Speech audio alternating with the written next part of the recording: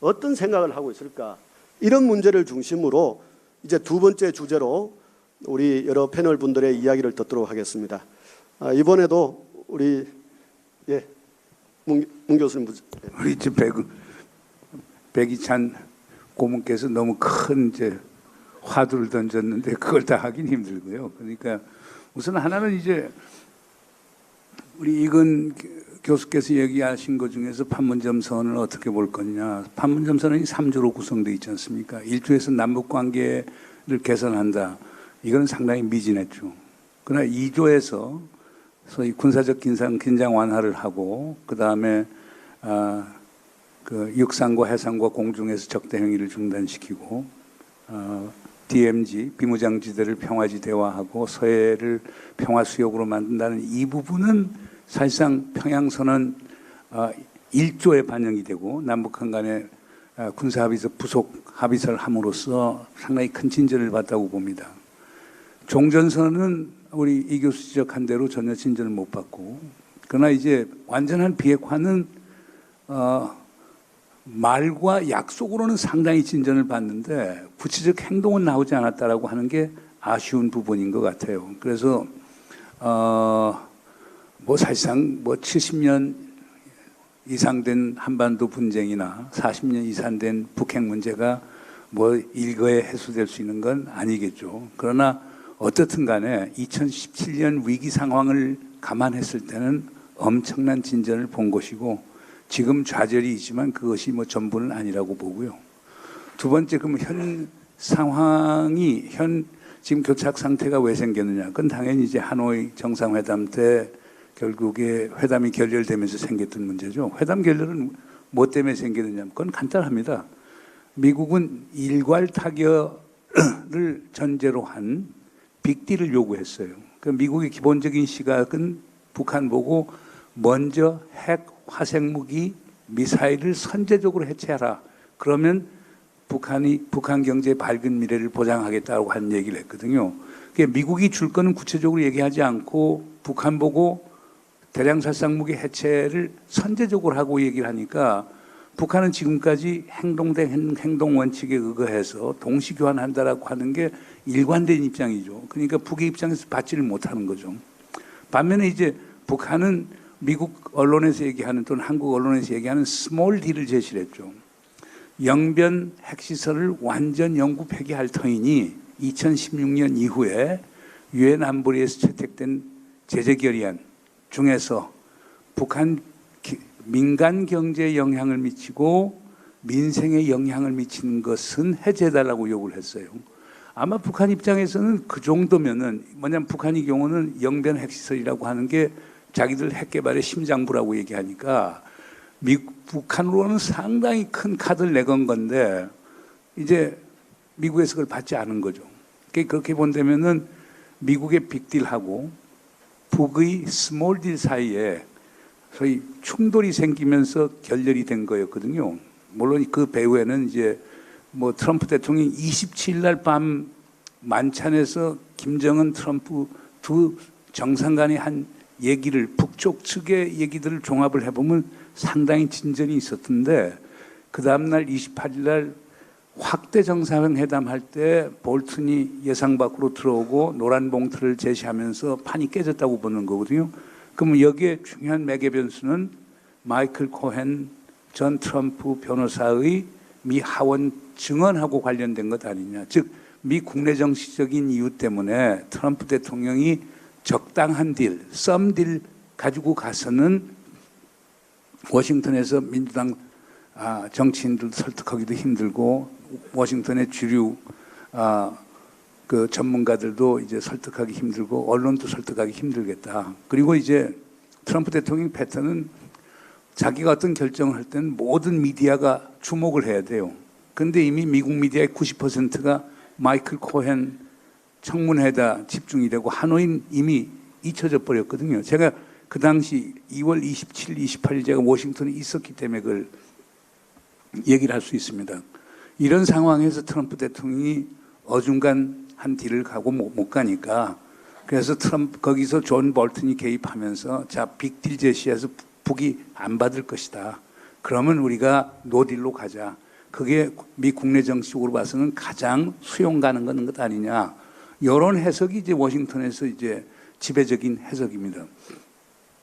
그러면 여기서 지금 우리 정부 입장은 기본적으로 지금 당장은 북은 이제 최고인민회 시정연설에서 김정은 위원장이 연말까지 말미는 주겠다. 대화의 의사는 있다. 이렇게 얘기했고, 우리 대통령이 또 트럼프 대통령을 만나니까 대화 의지 있고 3차 북미 정상회담도 얼마든지 할 수 있다. 대화의 여지는 열면서 양쪽 다 상대방이 먼저 양보하라고 그러는 거니까.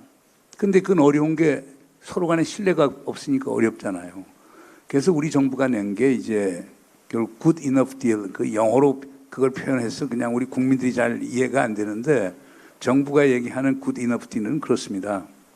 미국이 얘기하는 일괄 타결 방안, 일괄 타결에 대해서 포괄적 합의를 먼저 하고, 그러나 이행을 존 볼튼 얘기하는 대로 1, 2년 사이에 될 수 있는 건 아니지 않느냐. 어떻게 북한의 핵물질과 핵무기를 테네시로 가지고 와서 거기에서 해체를 할 수가 있겠는가. 그럼 미국이 엄청난 재앙이 올 수도 있기 때문에 현실적으로 불가능한 거거든요. 그러니까 그것은 시간을 두고 점진적으로 이행하자.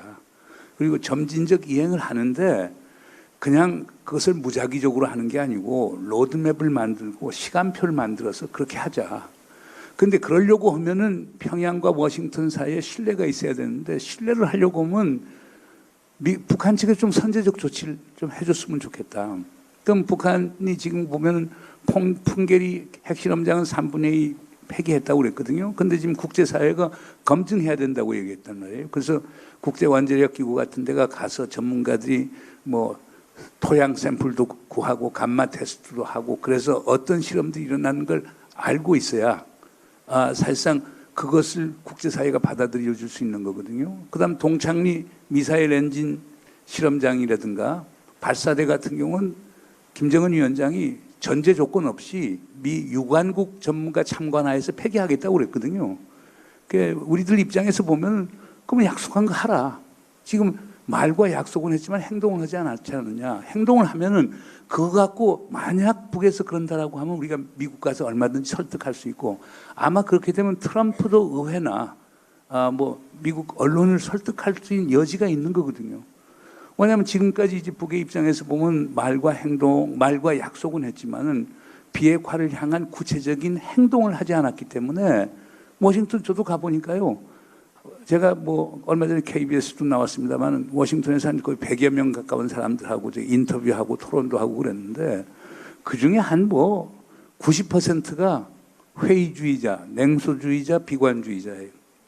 그 다음에 한 10%가 그나마 낙관적인데 10% 중에서도 한 8, 9%가 cautious, 조심스러운 또는 프루던트한 아주 신중한 낙관주의자고, 진짜 일이 잘 될 거라고 믿는 사람은 1%도 안 되는 것 같아요. 제가 인터뷰를 해보니까. 그래서 그런 상황을 본다면 북이 그런 선제적 조치를 하면은 미국도 그에 대한 상응 조치를 할 수 있고, 그게 이제 우리 대통령께서 얘기하는 스몰 딜, 그걸 트럼프 대통령도 사실상 그건 동의를 했거든요. 이번에 갔을 때. 그래서 스몰 딜이 가능하다. 그래서 진전이 보이면 거기서 뭔가 될 수 있지 않습니까? 그리고 뭐 트럼프 대통령, 우리 대통령 갔을 때 인도적 지원, 식량 지원 같은 거 가능하지 이렇게 얘기를 했기 때문에 제가 볼 때 가능성은 있거든요. 그래서 우리 정부라고 하는 것은 다시 역으로 얘기하면은, 자, 초기 조치하고 그거에 대해서 미국이 상응 조치해서 신뢰를 좀 쌓고, 그 다음에 일괄 타결에 대한 포괄적 합의를 하고, 그 다음에 이걸 점진적으로 이행해보자라고 하는 건데, 제가 볼 땐 이거 이외에 다른 대안이 있을런지 모르겠어요. 이따 또 얘기를 하겠습니다만은, 우리 정부가 얘기한 거는 미국과 북한의 의견을 다 취합해서 다 수용 가능한 방향으로 가자라고 하는 상당히 어떻게 보면 상식과 순리에 맞는 제안을 한 건데, 지금 북의 입장에서는 아예 반응을 보이지 않고 있고, 그리고 포괄적 합의 선언 부분에, 왜냐하면 포괄적 합의를 하려고 하면 제일 중요한 게 북이 자기들이 갖고 있는 대량살상 무기를 신고를 해야 돼요. 근데 북의 입장에서는 아니 지금 미국하고 신뢰도 구축되지 않는데, 미국이 우리의 적인데 적에게 우리의 핵 미사일 뭐 심지어 화생 무기까지 해서 리스트 만들어서 수량은 몇 개고 위치는 어디고 이걸 미국이라고 하는 적에다 줄 수 있느냐? 그럼 마치 미국이 공격 리스트를 주는 건데, 지금 북의 입장은 그렇거든요. 그래서 이런 걸 하려면 좀 신뢰를 쌓아야 되는 게 있고, 또 우리 점진적 이행이라고 하는 것도 이제 미국 입장에서는 그래요. 과거에 해보지 않았느냐. 살라미 전술을 쓰더라. 북이 얻어먹을 것만 얻어가고 그 다음에는 등 돌리더라. 또 이런 얘기를 하니까 우리 정부 입장에서는 상당히 어려운 좀 허큘리언 이제 그 과제가 될 건데, 그러나 저는 뭐 제가 볼 때는 다른 대안이 있을까요? 다른 대안은 이따 우리 이근 교수하고 토론했는데 그거는 제 마지막 부분에 말씀을 드리겠습니다만, 그게 지금 제가 보는 현상이고 출구가 저는 거기에 있다고 봅니다. 네, 그 북한의 여러 가지 입장을 가장 최근에 발표한 것은 최고인민회의에서 김정은 위원장이 했던 시정연설 같아요. 거기서 보면은 매우 중요한 발언을 하고 있죠. 하나는 우리 한국에 대해서 문재인 정부에 대해서 하는 이야기인데요. 문재인 정부가 중재자, 촉진자 이야기하는데 오지랖 없다. 이렇게 이야기를 하면서 한편으로는 그 전에까지 나왔던 것을 보면은 한국은 당사자다, 플레이어인데 자꾸 중재자, 촉진자 이야기를 하느냐, 이런 데 대한 북한의 불만이 있는 것 같아요. 사실 판문점 선언의 조항을 보면은 그 전문에 민족의 운명을 우리가 개척하고 그리고 민족 자주의 원칙을 이야기를 하는데, 왜 한국은 그렇게 미국에 그렇게 눈치를 보고 굴종적이냐, 이런 이야기를 하거든요. 사실은 이런 이야기는 지금만 그런 게 아니고 2007년도도 마찬가지였어요. 노무현 대통령이 백화원 초대소에서 김정은 위원장을 만났을 때도 그런 이야기를 했어요. 왜 자주 하지 않느냐고 노 대통령한테 뭐라고 막 그랬죠. 그러니까 노 대통령이 자주의 방식이 다른 거다. 우리는 그렇게 해서 국제사회에서 함께 살아가는 게 우리는 자주다. 이렇게 이제 김정은 위원장을 설득시킨 이런 적이 있었거든요. 우리나라와 같이 무역 의존도가 전체에서 100%가 넘는 이런 나라에서 사실은 북한처럼 그렇게 이제 고립적인 폐쇄적인 자력 경쟁을 외치는 이런 나라와 다른 이런 조건을 또 북한이 잘 이해를 못하는 것 같아요. 여기서 생기는 문제가 있는 것 같은데요. 그러면서도 한편으로는 새로운 길, 자력 경쟁을 이제 이야기하는 이런 부분을 포함해서 현재의 남북 관계, 이것을 어떻게 봐야 될지 한번 이 장관님 말씀해 주시죠. 예, 일단 제가 북한이 그러면 지금 도대체 이 비핵화 협상을 어떻게 보고 있는지, 제가 김정은 위원장 머릿속에 아무리 빙의해서 들어가 보고 싶어도 그쯤까지는 안 되지만 하여튼 한번 판단을 해보고, 그 다음에 조금 아까 배 고문이 말씀하셨던 남북관계 문제, 지금 요걸 말씀을 드리겠습니다. 228 지난 하노이 북미 정상회담에서 그것이 결렬된 다음에 어쨌든 간에 북한 입장에서 김정은 위원장은 판단이 잘못된 겁니다. 그리고 상당한 좌절감도 느꼈을 것이고, 그래서 나름대로 이제 쭉 검토를 했던 것 같아요. 자기 나름대로 이제 이 과거 해왔던 것들을 쭉 한번 되돌아본 것 같아요. 그러면서 사실은 김정은 위원장 입장에서는 이런 얘기를 하더라고요. 오늘 아침에 무슨 토론에 제가 기조 강연하고 거기에 토론장에 홍민 통일연구원 박사가 나왔는데 아주 중요한 얘기를 하는 겁니다. 처음엔 종전선언을 하자고 했는데 미국이, 북한이 종전선언을 당연히 거기 미리 얘기가 됐기 때문에 해줄 줄 알았는데 자꾸 안 해주니까 시간 가고 나서 아이씨 그럼 간도 좋아, 제재 해제해줘라고 나왔다 이거죠. 그 다음에 제재 해제를 얘기하니까 다시 이번에는 안 돼 해가지고 또 바뀌었습니다.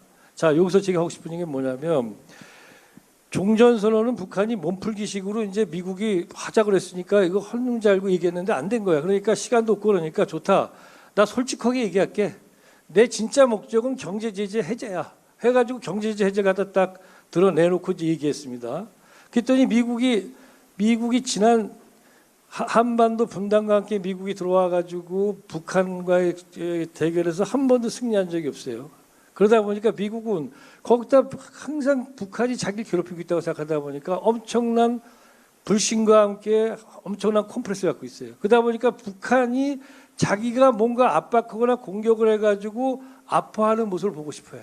근데 그런 경우가 거의 없었어.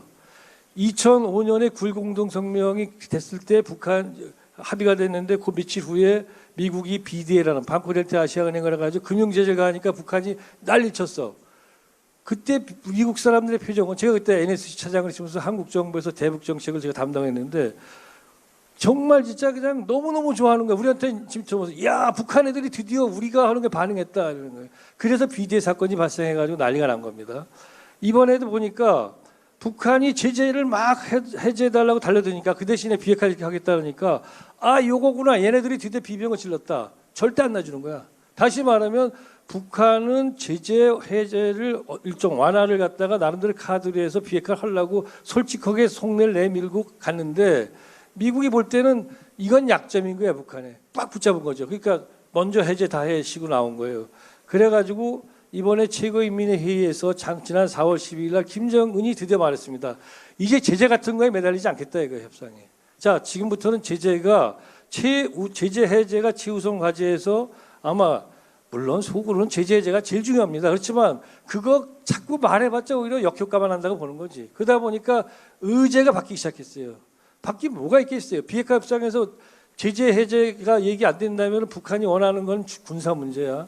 군사 문제 갖고 얘기하기 시작하면 엄청 까탈스러운 겁니다. 사실은. 그러다 보니까 벌써 오늘 조평통에서 한미연합군사훈련 축소했다는 것 갖고 좀 난리치기 시작한 겁니다. 여러분 앞으로 북한이 원하는 제재 문제를 가지고 비핵화와 연동돼서 하는 것이 훨씬 편하고 또 한편 북한이 제재를 해제하고자 하는 이유가 대외 개방을 하겠다는 거 아니에요. 이게 모든 게 순기능으로 돌아가는 건데 그렇지 않고 만약에 북한이 아이 좋아 내가 이렇게 얘기해봤자 미국이 더 내 약점 파악하니까 나 장기적으로 보고 이거 안 하겠어. 딴 걸로 해. 비핵화 협상하는데 하면서 만약에 군사 문제를 가지고 얘기하기 시작하면 엄청 꼬일 것이다. 그다음에 휴전선 다시 위험해질 수도 있다. 사실 우리가 여기 와 있어요. 그러면서 북한이 제재 해제를 최우선 목표로 내놓는 걸 슬쩍 뒤로 빼면서 이거 어떻습니까? 그러면 이 비핵화 협상은 장기화될 가능성이 있다는 거죠. 북한이 볼 때. 그러다 보니까 장기화되는데 장기화되는 거에 대비하기 김정은이가 도초에 가가지고 노동신문 나오잖아요, 여러분. 야, 그 거대한 건설 현장들 올 10월 10일 날 그 저 당대 노동당 창건 기념일까지 완성시켜라고 했다가 아, 야 됐어. 조금 더 가 괜찮아. 야, 뭐 어떻게 니들 그거 어떻게 빨리빨리 할 수 있겠냐? 좀 더 여유 있게 하세요. 그래가지고 다 연기시키고 있어요. 여러분 이거 굉장히 안 좋은 시그널입니다. 다시 말해서 지금 비핵화 협상을 북한이 미국이 이런 식으로 일방적으로 압박을 가하고 자기들의 약점, 자기들은 사실은 솔직하게 비핵화 제재 해제 문제를 갖고 좀 협상하려고 했는데 이런 식으로 한다면은 우리도 어쩔 수 없다. 길게 간다. 자, 비핵화 문제가 교착 국면이 길게 가거나 협상이 길게 가면은 브레이크 스루고 돌파구가 뚫리지 않으면 북한도 괴롭죠. 미국은 어떨지 모르겠어요. 그거 못지않게 괴로운 게 한국입니다. 우리 어떻게 할 거예요? 우리 그러면 비핵화 협상도 안 되고 있는데 지금 문재인 정부가 아까 뭐 저 노무현 대통령한테 김정일 위원장이 이거 뭐 자주 오세요 그랬지만 그때는 노무현 대통령이 김정일 위원장한테 자신 있게 자주가 뭐라는 걸 설명할 수 있었지만 제가 볼 때 현재 문재인 정부의 이 한미 관계와 남북 관계의 관계는 그렇게 자신 있게 말할 정도가 못 된다고 봐요. 다시 말해서 사실은 현재 우리가 남북 관계 자율성이 지금 한미 관계, 한미 공조라는 이런 말에서 상당 부분이 지금 위축되어 있는 게 사실이란 말이죠. 그러면 그거 뚫고 갑자기 한미 관계 나도 필요 없어. 나 그럼 남북 관계 갈 거야. 이거 쉽겠습니까? 그러다 보니까 사실은 대단히 어려울 수 있는 도전의 국면으로 접어들 수 있다. 이 도전의 국면이 오지 않게 하기 위해서는 비핵화 협상을 빨리 재개해야 되고 이 비핵화 협상을 재개하기 위해서 한국 정부가 중재 역량을 발휘해야 되는데 한국 정부가 중재 역량을 발휘하려면 미국하고도 얘기하지만 북한하고 얘기할 수 있는 미천이 있어야 돼. 미천이 뭡니까? 영향력이야. 영어로 고상하게 레버리지라고 표현하는 그 지렛대인데요. 그게 있으려면 남북관계 자율성이 있어야 돼. 남북관계에서 뭘 해야 돼. 그런데 이미 우리는 한미 워킹그룹이라는 걸 묶어가지고 그 자자분한 유엔 대북 제재 바깥에 있는 것들도 다 거기서 이른바 합의를 해야 돼. 승인을 받아야 돼. 이 꼴이 됐으니까 북한 애들이 볼 때는 이런 거예요 지금. 너희하고 남한하고 해가지고는 뭐 너희하고 할 필요가 없어. 나 미국하고 얘기하면 되지. 너희하고 얘기 뭐 있어. 너희는 미국하고 너희가 갖고 있는 게 없는데. 다시 말해서 우리가 북한에 대해서 가지고 있는 말빨이 없는 거예요. 이쯤 되면 이제 한홍구 교수님이 아까 발표하신 거에서 난 너무 훌륭한 발표를 들어가지고 다 받아들이고 고맙습니다 하려고 했는데 한 가지 제가 이의를 제기할 수밖에 없는 게 뭐냐면요. 아 그럼 너는 너 때 노무현 대통령 모시고 너는 그럼 뭐 한미 관계 너는 그럼 뭐 종속돼 있었지 너는 뭐가 있었길래?라고 얘기하실 수가 있어요. 이거 있다. 뭐라고 되어 있냐면 노무현 정부 시절에도 말이지 뭐 한미 관계가 상당히 이제 문제가 있었다고 하셨잖아요. 그러면서 예를 드신 게 뭐냐면은 미국이 아니었으면 나는 지금쯤 북한의 정치범 수용소에 있을 것이다라는 발언. 제가 살짝 옆으로 빠지겠습니다. 근데 이게 재미있을 테니까요. 대통령께서 2003년 5월 달에 이 발언을 하고 돌아오셨어요. 한미 정상회담은 성공했어요. 첫 번째 미국 가신 거예요. 물론 뭐 선보러 가셨지만 근데 이게 문제가 됐어요, 발언이. 다녀오셔가지고 피곤하시는데 NSC가 이걸 담당하니까 NSC 올라와라 그러시더라고요. 제가 그래가지고 행정관, 선임 행정관들까지 한 10명 정도를 데리고 올라갔어요, 관저에.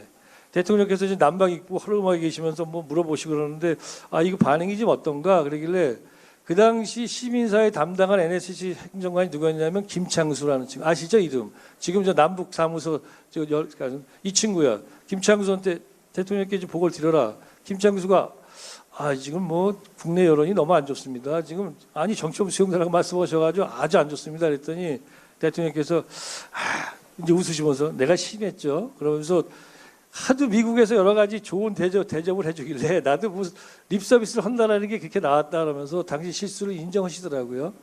그리고 나서 그래서 제가 이걸 뭐 잘했다는 게 아니라 이제 그런 과정이 있었는데 여기 이런 얘기가 있습니다. 마이클 그린이 이제 저희랑 같이 일했던 백악관 선임보좌관인데 그 친구가 이 역대 그 이후에 그 한미 관계를 보면서 노무현 정부 때 한미 관계가 너무 좋았다고 얘기했어요. 그랬더니 그걸 가지고 봐라 미국한테 이렇게 끌려다니지 않았냐 그러는데 한미 관계가 좋았다는 것과 우리가 끌려다녔다는 거고는 교수님 같을 수도 있지만 같지 않을 수도 있습니다. 사실은. 예. 지금 왜 그렇게 말씀드리냐면 지금 예를 들어 미군 기지 이전 문제 있잖아요. 평택.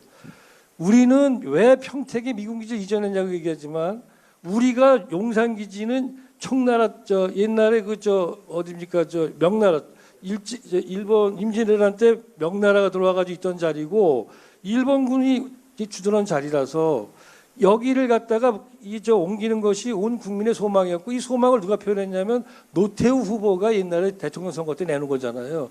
그걸 아무도 못하고 있는 걸 노무현 대통령이 하시니까 지금의 한나라 자유한국당에서 120명 전원이 용산기지 이전 반대 결의안을 냈어요. 그걸 뚫고 우리가 평택 간 건데 가니까 또 대출에 있는 농민들 어떻게 해야 되냐 그러면서 이 미국한테 그 중요한 데를 왜 내줬냐고 얘기해요. 그럼 어디로? 미국 철수라는 얘기지. 우리가 이거 하나하나도 그렇게 미국한테 이렇게 넉넉하게 한 게 아니고 이라크 파병을 전투병 파병 10,000명, 5,000명, 10,000명 해달라는 거 저희가 비전투병으로 평화재건지원부대를 했잖아요. 그 정도는 그럼 컴프로마이즈지 어떻게 하겠어요? 한미 FTA 여러분은 아마 노무현 대통령이 한미 FTA를 갖다가 굉장히 미국의 압박을 받고 하셨다고 생각하시는 분이 있을지 모르지만요. 이거에 대한 공과를 떠나서 한미 FTA는 노무현 대통령이 당시에 아시아 지역에 미국이 일본과도 FTA를 할 생각하고 있어가지고 어차피 다가올 거니까 우리가 먼저 한다 해서 노무현 대통령의 그 어떤 결단이었어요. 그 결단이 그런 게 아니고 미국이 압력을 넣은 게 아니에요, 여러분. 그리고 관료들이 포박됐다는 말씀들을 많이 하시는데 물론 관료들이 잘하면 들어야죠.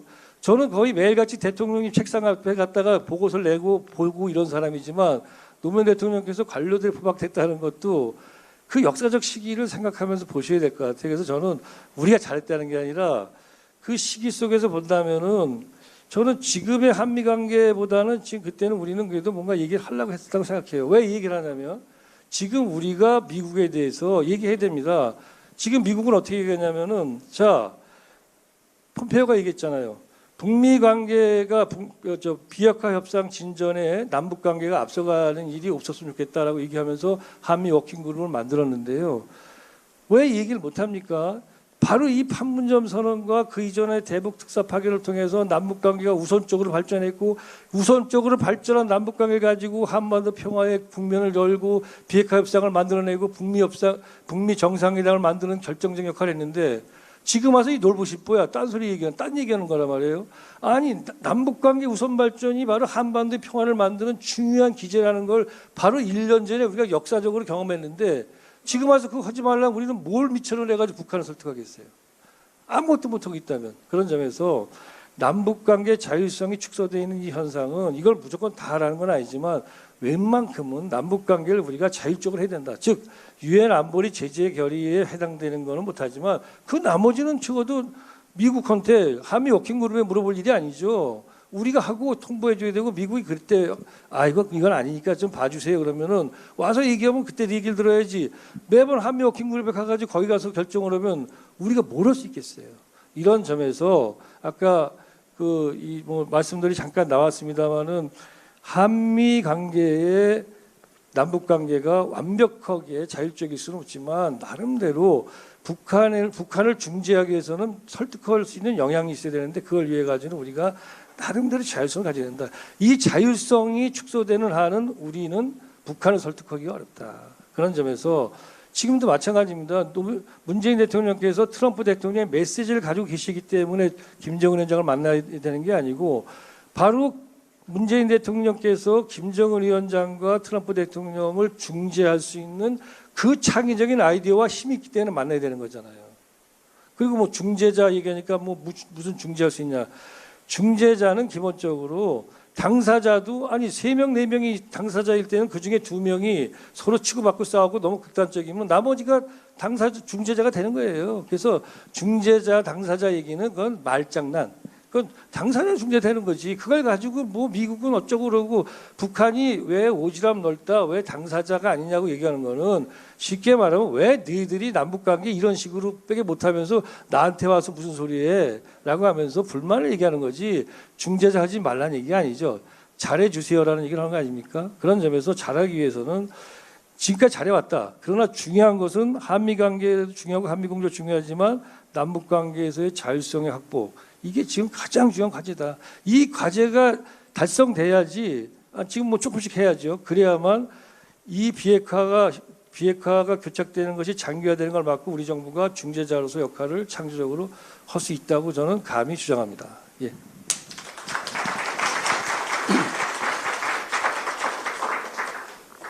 북한이 보면은 북미 관계, 남북 관계만이 아니고 북중 관계, 북러 관계도 급속히 개선시키고 있는 것이 저는 현 정세의 가장 큰 특징 중에 하나가 아닌가 이렇게 생각을 합니다. 사실은 작년 3월 달에 우리 특사단에 가서 북미 정상회담의 가능성을 내비쳤을 때 제일 먼저 반응한 나라가 중국이었거든요. 그래서 사실은 남북 정상회담 이전에 먼저 북중 정상회담 1차로 3월 달에 개최되고 연속적으로 3차례나 중국과 정상회담을 하고 올해 1월 달에는 또 4차 정상회담을 하고 이제 오늘은 러시아의 푸틴과 정상회담을 하는데요.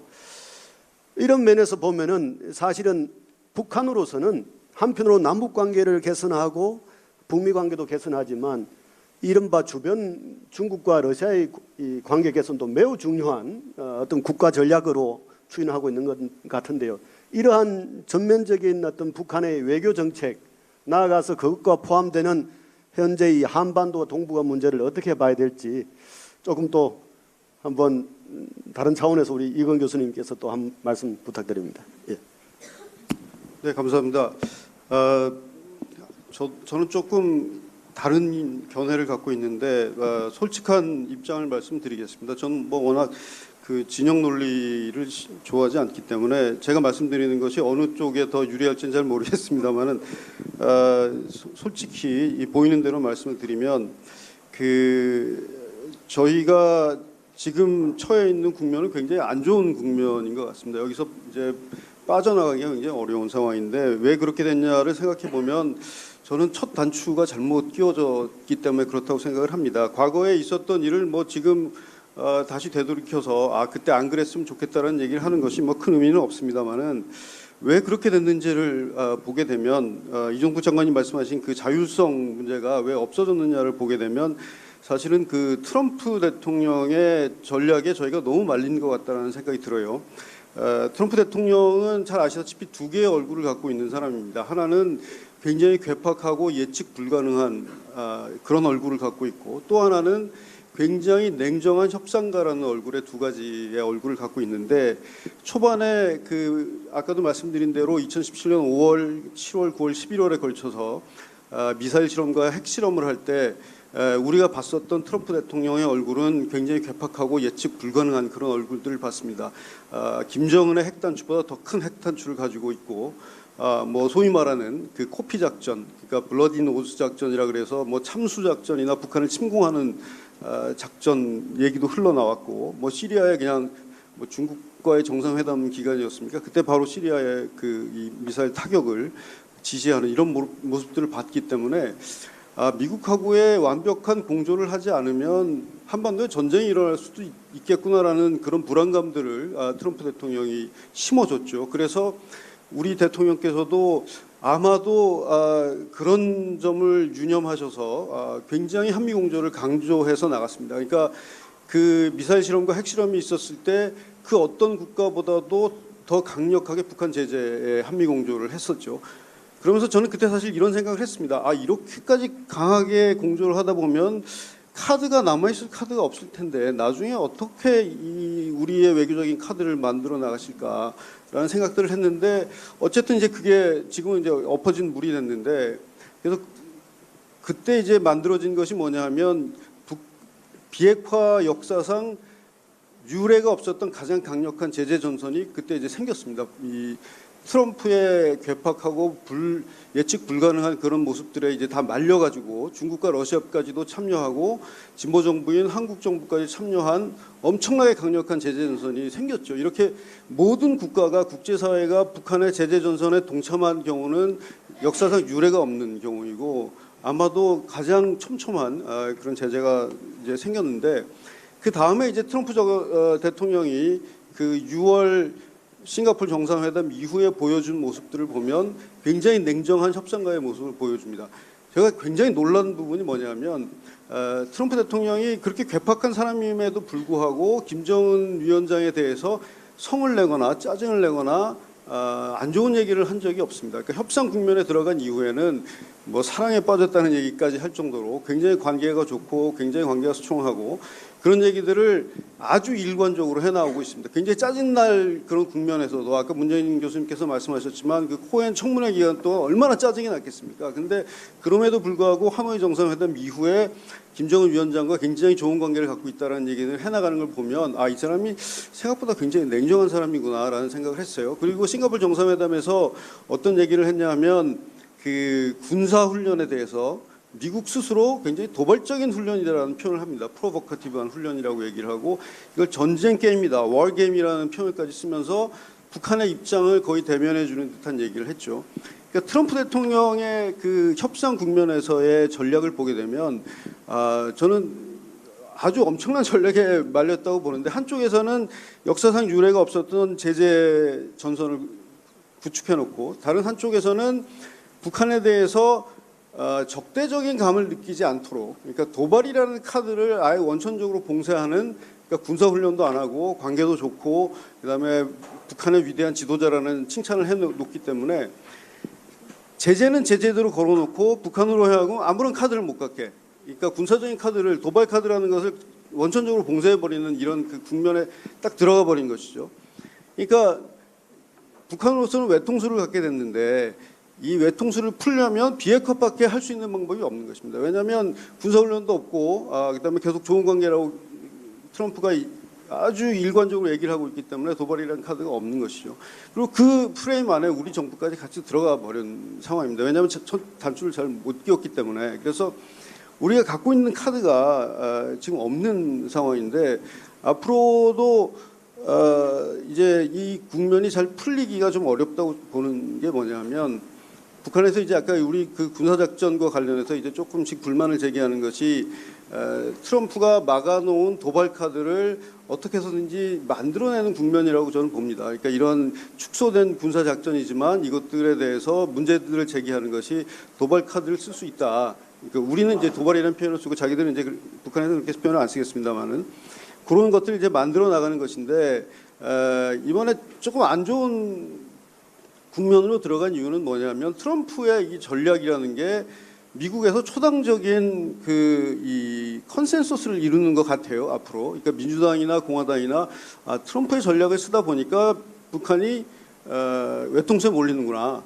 그러면 비핵화를 하기 전에 경제 제재를 안 풀어주면 북한이 참 어려운 국면으로 들어간다라는 것을 민주당하고 공화당이 다 알게 되고, 그러므로 인해서 다음 대통령이 트럼프가 되든 아니면 민주당에서 대통령이 되든 상당히 유사한 그런 전략이 계속 진행이 될 것이다. 그러면 여기서 우리가 쓸 수 있는 카드는 아까 말씀하신 대로, 이준석 장관님 말씀하신 대로 우리가 자율성을 보여주는 것인데, 제가 그 자율성 카드에 대해서 이제 이 부분에 대해서 조금 이제 견해가 갈린다고 봅니다. 지금 대한민국 경제 상황이 너무 안 좋습니다. 뭐 이번에도 이제 그 마이너스 성장을 기록했다는 게 발표가 되고, 앞으로도 이제 성장과 경제 상황이 좋아질 전망이 별로 없는데, 지금 우리가 그 자율적으로 남북 경제 교류를 시작하게 되면 아마 국제사회에서 한국 경제에 대한 상당히 안 좋은 그 신뢰도가 생길 거라는 느낌이 들어요. 그렇게 되면 경제적인 타격이 오고, 경제적인 타격이 오면 정부에 대한 지지도도 떨어지고, 정부에 대한 지지도가 떨어질 때 과연 지금 정부에서 이것을 강력하게 밀어붙일 수 있는 자율성이 생길 수 있는가 하는 그런 생각이 좀 듭니다. 그래서 제 생각에는 그 자율성 카드도 쓰기가 별로 좋지는 않다. 그렇다면 어떤 해법을 제시를 해야 되냐, 이게 이제 아마 세 번째 주제가 될 것 같은데, 그 해법과 관련해서는 이종석 장관님께서 그리고 문정인 교수님께서 그 중요한 말씀을 하셨습니다. 그 중요한 말씀이 바로 창의적인 아이디어입니다. 그러니까 우리가 중재를 할 수 있고 촉진을 할 수 있고, 뭐 중재나 촉진이라는 표현이 좋지 않다면 우리가 해결사로 등장할 수 있으려면 사실은 창의적인 아이디어인데, 이 창의적인 아이디어는 한국도 좋고 북한도 좋고 미국도 좋은 윈윈의 솔루션을 우리가 찾아내는 것이죠. 그 윈윈의 솔루션을 저는 아마도 찾아낼 수 있을 거라고 생각이 듭니다. 우리가 지혜를 모으면. 그런데 이 과정에서 제가 북한에 대해서 또 하나 아쉬운 소리를 하게 되면, 요거를 이제 제가 두 번째 발언을 마치겠습니다. 북한에 대해서 좀 아쉬운 소리를 하게 되면 제가 이해가 안 되는 부분이 있습니다. 북한의 전략과 관련해서. 북한이 핵을 개발한 이유는 이제 체제나 정권 생존을 위해서 안보적인 이유로 핵을 개발을 했는데, 그러면서 핵을 이제 자기의 보검이라고까지 부릅니다. 웬만하면 보검을 버리기가 어렵죠. 포기하는 것이. 그렇다면 북한이 핵을 포기하겠다는 결단을 내렸다면 이 보검에 상응하는 미래의 그림이 저는 있으리라고 생각을 해요. 그러니까 핵 포기 이후에 북한은 자기 국가의 발전에 대해서, 안전보장과 경제 발전에 대해서 큰 그림이 있어야만 저는 이 핵 포기를 결단을 했을 거라고 생각을 하는데, 그렇지 않고 핵 포기를 결단했으면 굉장히 무모한 결단인 것이죠. 그래서 북한은 핵 포기 이후에 우리는 안전보장을 이렇게 달성해 나가고 국가를 이렇게 발전시켜 나가고 인민의 생활을 이렇게 만들겠다라는 그림을 국제사회한테 아주 설득력 있게 보여주고, 그리고 나서 비핵화를 진행을 하면 저는 이게 굉장히 신뢰가 이미 구축된 상태에서 협상이 된다고 봅니다. 그런데 아직까지도 북한은 그런 그림을 한 번도 보여주질 않았고, 우리도 그것을 구해내지 못했다는 것이 저는 굉장히 아쉬운 부분이고요. 이번에 하노이 정상회담에서도 북한이 얘기하는 것 중에 제가 아쉬운 게, 그 안전보장과 관련된 우리가 요구를 하게 되면 미국은 국내 정치적인 문제로 인하여 들어주기 어렵기 때문에 그것을 감안하여 경제제재 완화, 민생 부분과 관련된 경제제재 완화를 우리는 요구를 하였다라고 얘기하는 것이 저는 이해가 잘 안 됩니다. 왜냐하면 핵에 대한 상응하는 대응 조치는 안보적인 조치인데, 안보적인 조치를 미국이 못 들어줄 것 같으니까 경제 제재를 우리는 요구를 했다는 것은 사실은 앞뒤가 안 맞는 부분이어서, 이런 것들이 아마도 북한의 협상 전략에서 굉장히 미흡한 부분이고, 그것이 이제 드러났기 때문에 앞에서도 말씀하신 대로 이제 경제 제재는 우리 신경 안 쓴다라는 쪽으로 요즘에 이제 이 북한의 레토릭을 바꾼 것 같아요. 그래서 그런 부분들은 북한이 좀 우리한테 속 시원하게 우리는 이렇게 갈 것이다라는 것을 좀 보여줘야 될 그런 상황인 것 같고요. 이제 다음 세 번째 주제인 그 창의적인 해법은 어떤 것들이 있을까에 관련된 이 클루들은 제가 그 세 번째 그 주제가 오면 말씀드리도록 하겠습니다.